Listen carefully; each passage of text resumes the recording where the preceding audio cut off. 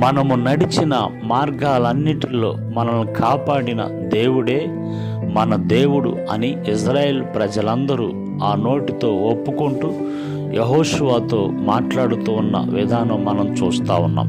అవును, ఇజ్రాయేల్ ప్రజలు ఎన్ని రకాల ప్రయాణాల్లో దేవుడు ఎన్ని విధాలుగా వారిని కాపాడారో వాళ్ళు చూడగలిగారు, తెలుసుకోగలిగారు. అందుకే ఈ విధంగా కాపాడిన దేవుడు తప్ప ఇంకెవరు మాకు దేవుడని, ఆయనే మా దేవుడని వాళ్ళు ఒప్పుకుంటున్నారు.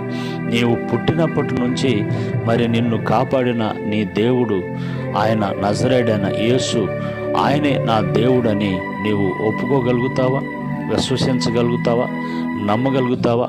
ఒకసారి ఆలోచించండి. ఇజ్రాయేల్ ప్రజల్ని మార్గాల్లో ఎన్ని ప్రమాదాలు పొంచి ఉన్నాయో, మన ప్రయాణాల్లో ఎన్ని ప్రమాదాలు పొంచి ఉండి ఏ విధంగా దేవుడు కాపాడాడో వాటన్నిటిని బట్టి ఆ కాపాడిన దేవుడే నా దేవుడు అని మనం ఒప్పుకోక తప్పదు.